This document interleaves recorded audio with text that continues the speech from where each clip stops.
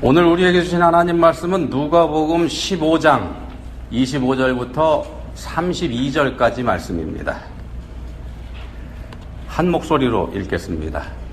마다들은 밭에 있다가 돌아와 집에 가까이 왔을 때에 풍악과 춤추는 소리를 듣고 한 종을 불러 이 무슨 일인가 물은데 대답하되 당신의 동생이 돌아왔음에 당신의 아버지가 건강한 그를 다시 맞아들이게 됨으로 인하여 살찐 송아지를 잡았나이다 하니 그가 노하여 들어가고자 하지 아니하거늘 아버지가 나와서 권한대 아버지께 대답하여 이르되 내가 여러 해 아버지를 섬겨 명을 어김이 없거늘 내게는 염소 새끼라도 주어 나와 내 벗으로 즐기게 하신 일이 없더니 아버지의 살림을 장녀들과 함께 삼켜버린 이 아들이 돌아오매 이를 위하여 살진 송아지를 잡으셨나이다. 아버지가 이르되 예 너는 항상 나와 함께 있으니 내 것이 다 내 것이로되 이 내 동생은 죽었다가 살아났으며 내가 잃었다가 얻었기로 우리가 즐거워하고 기뻐하는 것이 마땅하다 하니라. 아멘. 오늘 말씀은 탕자 비유입니다. 세상 사람들 다 아는 유명한 얘기죠. 우리가 다 아는 얘기입니다. 오늘 설교 쉽습니다. 그냥 편하게 들으시면 됩니다. 다 아는 말씀이니까. 자, 본문은 탕자 비유 그 말씀 중에서 이제 뒷부분입니다. 마지막 부분. 거길 우리가 읽었는데 탕자의 형이 잔뜩 심통이 났죠. 가산을 탕진한 동생 녀석이 무슨 낯짝을 들고서 다시 집으로 돌아왔나 이래서 심통이 난 겁니다. 근데 이 마음 우리가 다 이해할 수 있습니다. 그죠? 다 이해합니다. 이 마음을. 우리 전부 다 같은 마음을 가지고 있으니까. 이 탕자의 비유에 보시면은 주요 인물이 세 사람 등장하죠. 아버지하고 두 아들. 아버지가 아마 재산이 많았던 것 같습니다. 어느 날 작은 아들이 아버지한테 자기 몫의 유산을 미리 달라 이렇게 요청을 하죠. 유대 사회 간습상 살아계신 아버지한테 유산을 요구한다는 거 이거 불효 중에 불효입니다. 왜 그러냐면은 이건 그 사회의 간습상 아버지한테 빨리 돌아가시지 않고 왜 여태 살아계시냐 이런 말이 되기 때문에 그렇습니다. 불효 중에 불효죠. 모세의 율법대로 하면은 이런 아들은 그냥 동네 사람들이 돌로 쳐 죽여야 되는 겁니다. 그런 끔찍한 잘못을 작은 아들이 범한 겁니다. 근데 아버지는 그 요구를 들어줬고요. 아들은 재산을 정리해서 외국으로 가버리고 맙니다. 멀리 가버리죠. 이방인을 짐승처럼 여기는 유대 사람들 사고방식으로 그 사회에서 외국으로 가서 산다고 하는 건 이건 아버지에게서만 떠난 게 아니고 하나님 품을 떠난 거다 이렇게 해석이 됩니다. 하나님에게서 떠나버린 겁니다. 하나님을 버리고 떠난 작은 아들 어떻게 됐나? 우리가 다 아는 것처럼 그 많은 재산을 가지고 가서 허랑방탕 다 낭비해버리고 말죠. 그리고 거지 신세가 됩니다. 유대인들이 가장 싫어하는 짐승이 가장 싫어하는 가축이 돼지인데 또 성경에서도 가장 불결한 짐승으로 꼽는 게 돼지인데 그 돼지를 치면서 연명하게 됩니다. 비참하게 된 거죠. 근데 배부르게 먹는 돼지들을 쳐다보면서 그게 부러울 정도로 이 아들이 굶주립니다. 쉽게 말씀드리면 돼지만도 못한 처지가 된 거다. 이렇게 된 겁니다. 자, 거룩하신 하나님의 형상을 따라 지음받은 우리 인간들이 하나님의 통제에서 벗어나서 자유를 누리면서 살고 싶다고 반역을 저질렀던 에덴 동산의 범죄. 스스로 하나님이 돼서 자기 마음대로 살려고 했었던 그 원죄, 그 죄의 결과가 어떤지 이걸 보여주는 겁니다. 원죄의 결과가 어떤지. 자기 마음대로 살고 싶다고 자기가 하나님이 되겠다고 했던 인간들은 어떻게 됐나. 결국 사탄의 하수인이 됐고 사망의 종이 돼버려서 자유를 완전히 뺏겨버렸죠. 이게 우리 인간의 실상입니다. 그걸 보여주는 장면입니다. 자, 되지만도 못하게 된 자신의 처지에 눈을 뜨게 된 이 둘째 아들이 아버지 집을 생각합니다. 아버지 집을 생각하는데 아버지 집에서 어떤 걸 생각하냐면은 자기 수준에 걸맞게 아버지 집에 있는 종들을 생각합니다. 아버지 생각한 게 아니고요. 아버지 생각한 거 아닙니다. 자, 그 종들 생각해 보니까 그 종들한테는 먹는 게 풍족했다는 겁니다. 개골치 않았다는 겁니다. 이 사람들은. 거기까지 생각이 미치게 되니까 이 아들이 집으로 돌아가야 됐다 이런 마음이 듭니다. 왜? 배불리 먹는 종들이 부러워서. 면목이 없죠. 돌아갈 면목이. 제 고향에서는요 이런 우스개 겸 그 속담이 있습니다. 뭐냐면은 벼룩이도 낯짝이 있지. 그런 얘기 있습니다. 여러분들 벼룩이 낯짝 보신 적 있나 모르겠습니다. 안 보이죠? 근데 틀림없이 벼룩도 낯짝이 있습니다. 근데 그런 속담이 우리 제 고향에 있는데 작은 아들 상황이 딱 그렇다는 겁니다. 면목이 없죠. 그래서 생각을 합니다. 아들 말고, 아들 그거는 좀 미안하니까 아들 말고 그렇게 말할 면목은 없으니까 그냥 종의 하나로 취직 좀 시켜주십시오. 이렇게 가서 얘기해 보겠다고. 그러고 가는 겁니다. 이제 그 정도면 최소한의 예의는 되겠다 싶어서 갑니다. 결심하고 집으로 갑니다. 자, 이 본문 말씀이 이제 이렇게 시작을 합니다. 25절에 맏아들은 밭에 있다가 돌아와 집에 가까이 왔을 때에 풍악과 춤추는 소리를 듣고 상황이 뭐냐면요. 아버지가 사고를 쳤습니다. 아버지가 사고 쳤습니다. 첫 번째 사고는, 요게 두 번째 사고입니다. 첫 번째 사고는 어떤 거냐면, 동생 녀석이 달라는 대로 유산을 미리 나눠준 거. 이게 첫 번째 사고고요. 두 번째 사고는 오늘 발생을 한 겁니다. 인간도 아닌 녀석을 집으로 들인 거죠. 게다가 그놈을 위해서 잔치를 벌였답니다. 말도 안 되죠.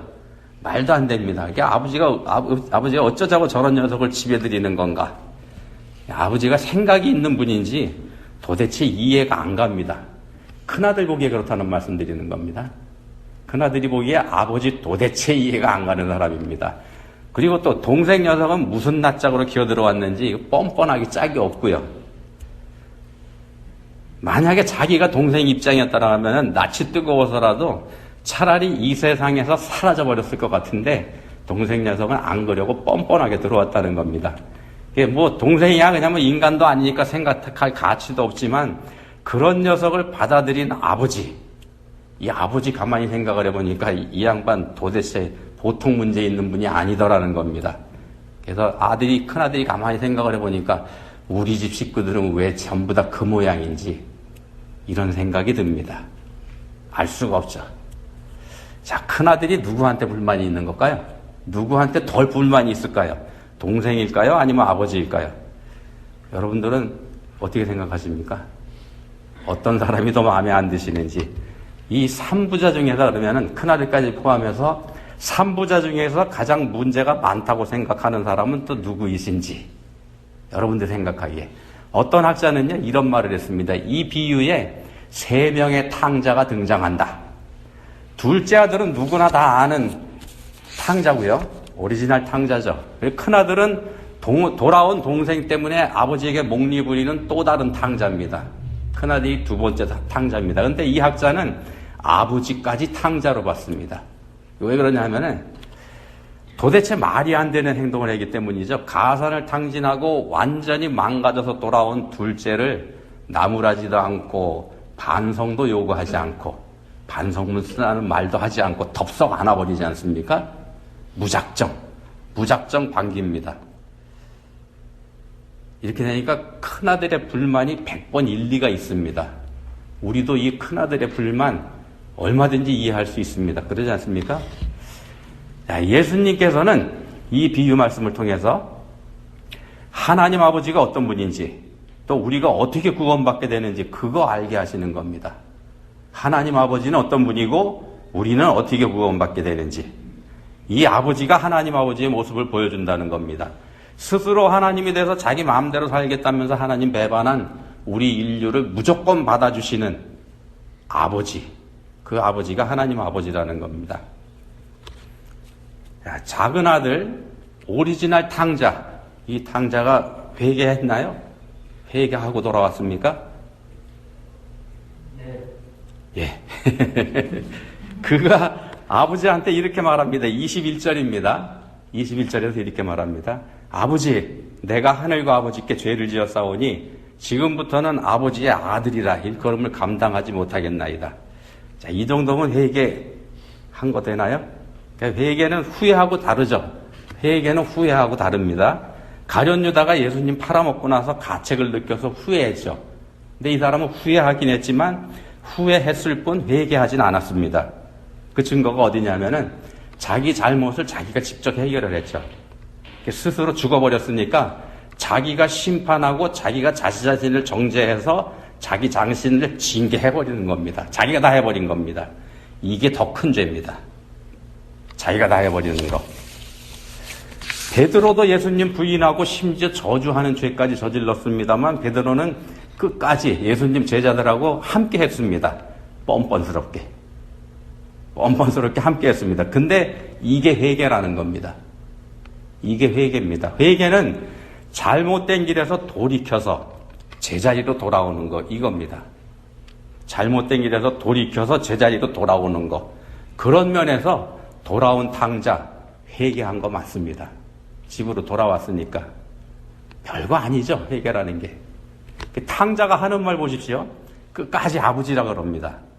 아까 그 21절 다시 읽어드리면, 아버지, 내가 하늘과 아버지께 죄를 지었사오니 지금부터는 아버지의 아들이라 일컬음을 감당하지 못하겠나이다.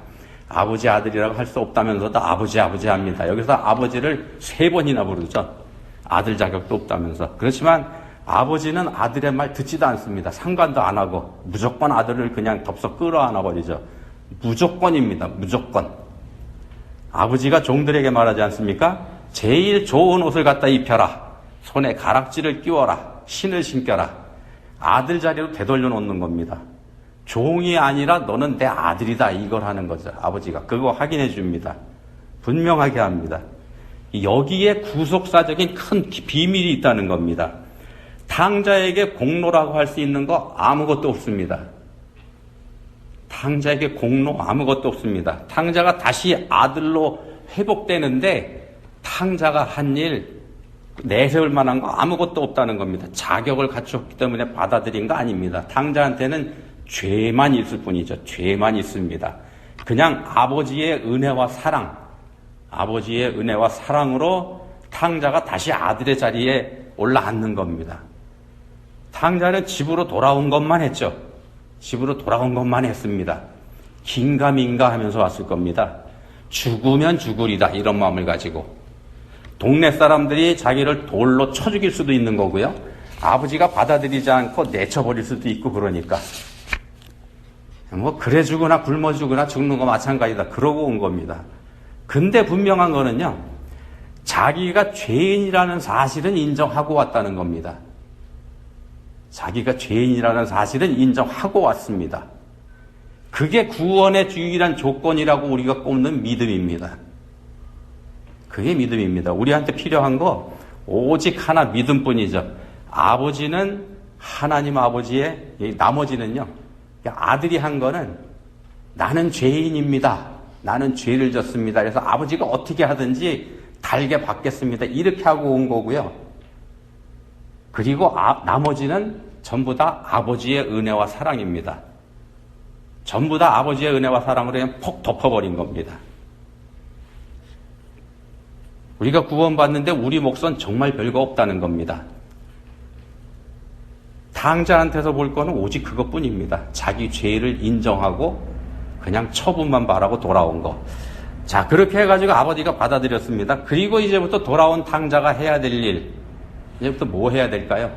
탕자가 해야 될 일 딱 하나입니다. 이게 뭐냐면 아버지가 준 옷 입고 아버지가 준 반지 끼고 아버지가 준 신발 신고 그리고 아버지가 잡아준 살찐 송아지 맛있게 먹으면 되는 겁니다. 뻔뻔하게 말입니다. 뻔뻔해지는 겁니다. 구원받는다는 게 그런 겁니다. 다른 사람이 보기에, 특히 형이 보기에 둘째 이 녀석은 염치도 없는 인간이죠. 인간도 아닙니다. 뻔뻔하게 그지없고. 근데 둘째가 해야 되는 역할이 그런 거라는 겁니다. 바로 그겁니다. 뻔뻔하게 잔치 받아먹는 거. 그게 둘째가 할 일입니다. 왜냐하면 아버지가 원하는 게 그거니까. 아버지가 그걸 원하고 있습니다. 이 아들한테. 이 탕자가 지은 죄 뭡니까? 아버지 떠난 게 죄죠. 아버지를 거부한 게 죄입니다. 그게 이 탕자의 죄입니다.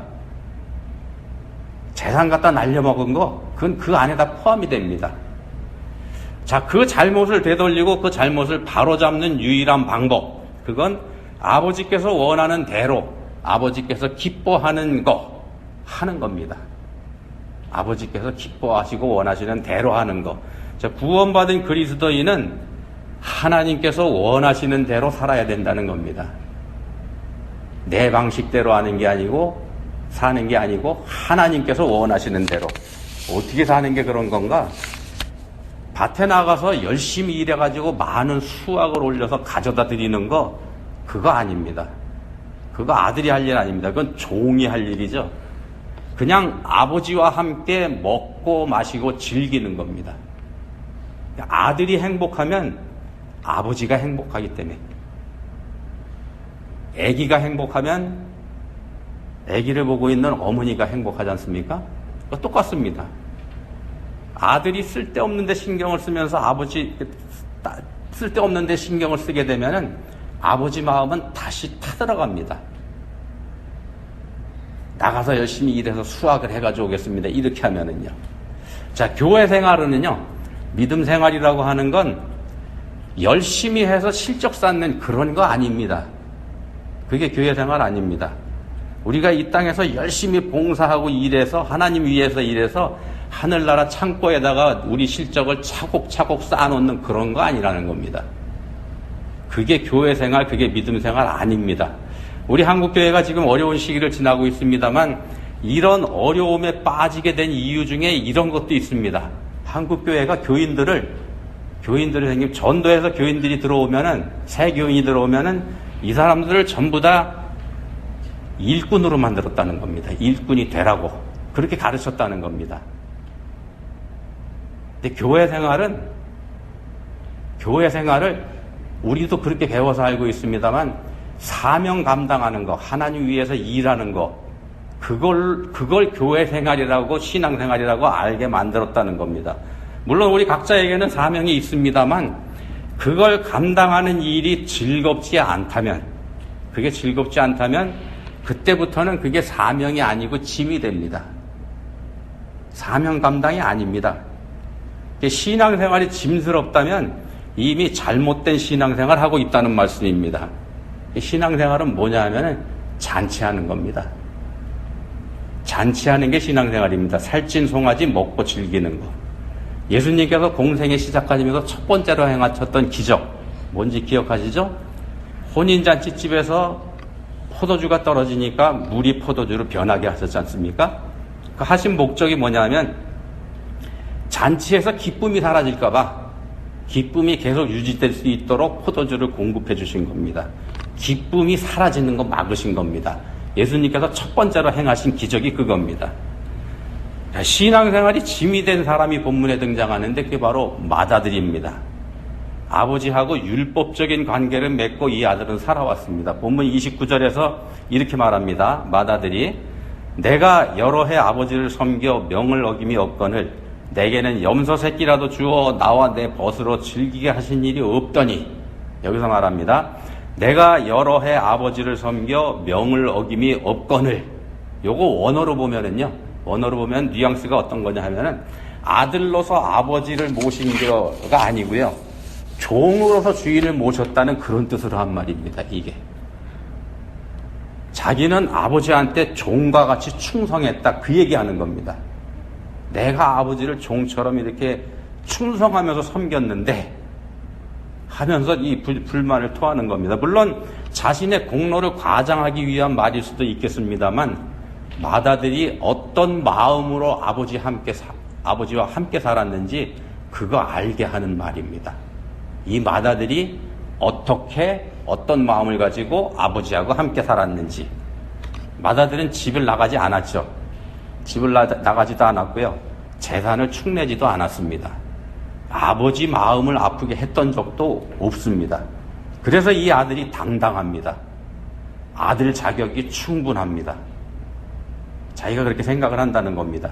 이런 아들도 없다, 이렇게 자부합니다. 큰아들이 자기는 사랑받을 자격이 있고 모든 것을 물려받을 자격도 충분하다, 이렇게 생각합니다. 아무 흠도 없고 누구도 뭐라 할 수 없는 그런 아들이라는 거에 자신 있게 얘기를 합니다. 다 맞는 말이죠. 이 아들한테 하자 없습니다. 그렇지만요, 중요한 건 아버지가 뭘 원하시는지 요거 안중에 없었다는 겁니다. 아버지가 뭘 원하시는지는 I don't care고 자기 의로 충만해서 살았다는 겁니다. 내가 이렇게 한다. 이게 성경적 관점으로 보면 이게 교만입니다. 교만 중에서도 엄청난 교만입니다. 자기 의로 사는 것, 이게 인류의 원죄입니다. 자기 의로, 자기 생각대로 사는 것, 이게 원죄입니다. 자, 마다들은요, 몸은 집에 있었지만 마음은 이미 집 밖으로 나간 상태입니다. 반대로 몸은 떠났었지만 마음이 집으로 향했던 동생, 요 동생하고 비교가 되지 않습니까? 예수님께서 이 비유 말씀을 하셨는데 이게 누가복음 15장에 있죠. 이 말씀을 하신 배경이 15장 1절부터 3절에 있습니다. 죄송합니다.